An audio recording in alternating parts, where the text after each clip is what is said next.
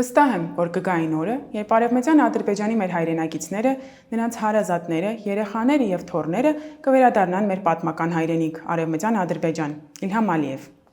Պաշտոնական Բաքուն ամենաբարձր ատյաններից շրջանառում է Արևմտյան Ադրբեջան սին նարատիվը, որն իր էությամբ տարածքային հստակ պահանջ է Հայաստանի ինքնիշխան հանրապետության դեմ։ Խաղաղության օրակարգի և սահմանային լարվածության ֆոնին փորձենք հասկանալ, ինչ է առհասարակ Արևմտյան Ադրբեջանը, ինչ սահմաններ է ենթադրում, ովքեր են այս թատերական ներկայացման գործող անձինք, որտեղից են սնվում և ինչ նպատակներ ունեն։ Արևմտյան Ադրբեջան, էություն, սահման, քարտեզ։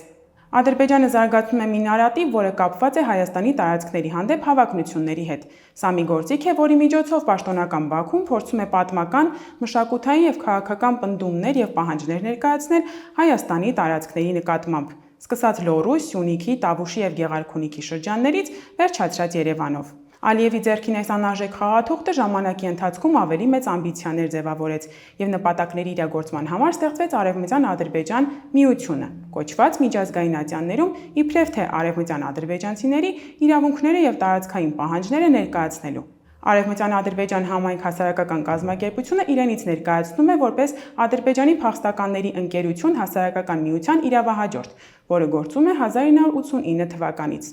Այսպես կոչված համայնքը ստեղծվել է 2022 թվականին, Արցախը արյունով ներկած պատերազմից 2 տարի անց։ Համայնքը, ինչպես սիրում են այդ արհեստական կառույցը կոչել Բաքվում, ունի անգամ պաշտոնական կայք, պետական հեռուստաընկերությունում հատուկ հաղորդաշար, անմիջականորեն Ալիևից ֆինանսավորվող աշխատակիցներ։ Ըստ նրանց այսպես կոչված պատմագրության, այդ տարածքը ներկայումս զբաղեցնում է 29800 քառակուսի կիլոմետր տարածք և սահմանակից է հյուսիսից Վրաստանին, արևելքից և հարավ-արևելքից Ադրբեջանի Հանրապետությանը, արևմուտքում Թուրքիային և հարավից Իրանին, այժմ հայտնի է որպես Հայաստան։ Ադրբեջանի տարածքային պահանջները Հայաստանի Հանրապետության դեմ ներկայումս ունեն բացահայտ և համակարգված բնույթ։ Դրանք արտահայտվում են թե քաղաքական հռետորաբանության, թե քարոզչական արշավների և թե դիվանագիտական ու ռազմական քայլերի միջոցով։ Բուն նարատիվը հիմնվում է հետևյալ հիմնական թեզերի վրա։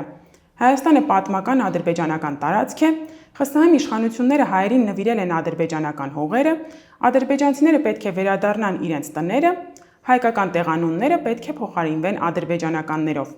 Այս թեզերը հաճախ ուղեկցվում են միջազգային կազմակերպություններում ակտիվ քարոզչությամբ, ներառյալ միջազգային իրավունքի լեզվով ձևակերպված փաստաթղթեր, պատմական կեղծ քարտեզներ, ազգագրական նյութերի շրջանառմամբ։ Ինչ քարտեզներով է հիմնավորում Բաքուն իր տարածքային նկրտումները։ Փարիզի համաժողովի 1919 թվականի քարտեզ։ 1919 թվականին Փարիզում Ադրբեջանի առաջին հանրապետության ներկայացրած քարտեզում Հայաստանի ողջ տարածքը ներգրավված է որպես Ադրբեջանի մաս։ Այս քարտեզը այժմ օգտագործվում է կեղծ պատմական փաստարկ Հայաստանի Հանրապետության տարածքների նկատմամբ տարածքային պահանջները իբր հիմնավորելու համար։ Զինվորականների գրքույկներում հայտնաբերված քարտեզներ։ Ադրբեջանցի զինվորականների մոտ հայտնաբերվել են քարտեզներ, որոնցում Հայաստանի Հանրապետության զգալի մասը ներկայացվում է որպես Ադրբեջանի պատմական տարածք։ Այս քարտեզներին ուղեկցում են իրականությանն ակնհայտորեն չհամապատասխանող տեքստեր։ Օրինակ նշվում է, որ ԽՍՀՄ շրջանում հայերին տրվել է 10900 քառակուսի կիլոմետր տարածք, իսկ մնացածը դեռ օկուպացված է։ Այս ամենին զուգահեռ ներկայացվում են նաև 1800-ականներով թվագրվող քարտեզներ, սակայն այս մանրապատումներին անդրադառնալն իմաստ չունի, ինչպես գոյություն չեն ունեցել այդ շրջանում ադրբեջանցիներն ու Ադրբեջան պետությունը։ Արևմտյան Ադրբեջան նարատիվի գործող անձինք։ Այս նարատիվի դրոշակակիրը Իլհամ Ալիևն է, վերադարձ Արևմտյան Ադրբեջան ծրագրով և համանուն նախաձեռնությամբ։ Մենք պետք է վերադառնանք մեր պատմական հողեր, Արևմտյան Ադրբեջան։ Դա մեր պատմական իրավունքն է և մենք դա կանենք, բազմիցս նշել է Ալիևը։ Բարձր էշելոններում Ալիևին հաջորդում է նախագահի օգնական Հիկմեթ Հաջիևը, որը սոցցանցերում տարատեսակ նկարազարդումներով, քարտեզներով, կոկորդիլոսի արցունքներով տեսանյութեր և ուղերձներ տարածողն է։ Մյուսը Հայաստանի տարածքում 600 ադրբեջանական գերեզմանների ավերման մեղադրանքները հորինած Ազիզ Ալաքբերլին է։ Նա Ադրբեջանի Միլլի Մեջլիսի падգամավոր է, համատեղությամբ 2022 թվականից Արևմտյան Ադրբեջան համայնք հասարակական կազմակերպության ղեկավարը։ Այսքանով սահմանափակվում է մեզ հայտնի դրոշակակիրների ցանկը, սակայն այդ կառույցն ունի նաև պատվո անդամներ, որոնցից են օրինակ ամերիկյան կրոնական ազատության կենտրոնի տնօրենը, մի շարք թուրք քաղաքական գործիչներ, նավթադոլարներով սնվող այլ անձինք։ Քարոզչական և դիվանագիտական միջոցներ։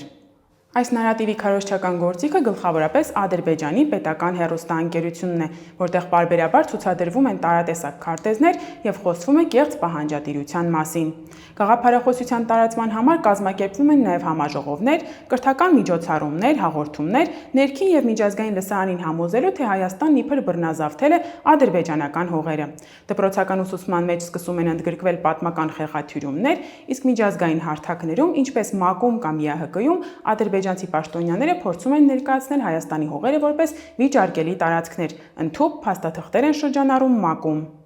Ֆինանսական աղբյուրները։ Արևմտյան Ադրբեջան համայնք կոչվող կառույցը անմիջականորեն ֆինանսավորվում է Իլհամ Ալիևի գրպանից։ Հստակ թվեր Ադրբեջանի պետական բյուջեից այս նպատակով հատկացվող միջոցների վերաբերյալ բացահայտված չեն։ Սակայն հաշվի առնելով քարոզչական միջոցառումների ծավալը, միջազգային կազմակերպություններում լոբինգի ակտիվությունը եւ կրթական ծրագրերի իրականացումը, կարելի է ենթադրել, որ ֆինանսական ծախսերը զգալի են։ Ինչ նպատակներ կան այս նարատիվի հետևում։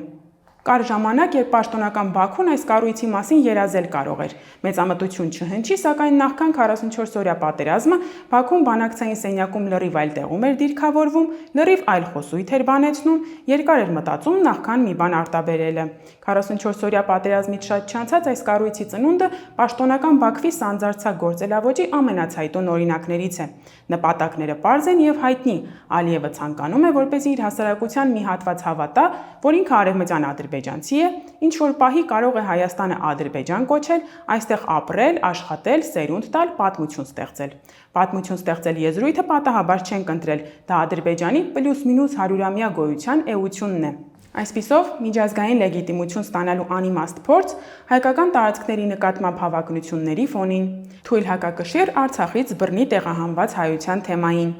ազգային ինքնության կառուցման նոր հիմնադրույթ, երկրի ներսում ազգային միասնությունը մի կերպ պահպանելու նպատակով, հասարակական ուշադրության շեղում Ադրբեջանի ներքին սոցիալ-տնտեսական խնդիրներից։ Նախքան պատերազմն ու Արցախի օկուպացիան այս խնդրի լուծման համար բանեցվում էր միայն զենքը։ Այսօր զենքի հետ միասին հասարակությանն այսպիսի կեղծ թեզեր հրապարակ նետելով ադրբեջանական հասարակությանը պարզապես կտրում են իրականությունից։ Վերոնշյալ տեղեկատվությունը բաց է բոլորի համար, առկա տարբեր լեզուներով եւ դժվար թե Հայաստանի իշխող վերնախավում այս մասին չիմանան։ Հետևաբար արդյոք այս պահանջների չպարզաբանման պայմաններում բանական է լինել խաղաղության պայմանագիր անվանվող թղթի ստորագրման ջատագովը։ Չնայած եթե Նիկոլ Փաշինյանը ազգային ժողովի ամբիոնից հայտարարում է, որ Հայաստանի արդեն իսկ օկուպացված 200 քառակուսի կիլոմետր տարածքի համար Հայաստանի բանակի առջև խնդիր չի դնելու, ապա ինչ ենք կորցրել եւ ինչ ենք փնտրում։ Այս նարատիվը սնելով Ադրբեջանը երկարաժամկետ հեռանկարում Հայաստանի որպես անկախ պետության վերացումն է նախապատրաստում, որդու կրտսեր Հեյդարի success story-ն ապահովելու համար։ Չէ՞ որ ներպետական մակարդակում եղած հասարակական դժգոհությունները Ալիևները սովոր են պարպել սահմանային լարվածությամբ, հայ զինծառայողների սպանություններով եւ օկուպացիայով։ Հեյդարի որդին 44-օրյա պատերազմի եւ 2023 թվականին Արցախի լիակատար օկուպացիայի շնորհիվ վաստակեց գահակալման իր իրավունքը։ Հիմա պետք է մտածի կրտսեր Հեյդարի մասին։ Թեև այս կերպ Ալիևը մեր ձեռքին հաղթող խաղաքարտ է տալիս իր ծավալապաշտական ծրագրերը բացահայտելու առումով, սակայն մենք դա դեռ չենք ուզում տեսնել։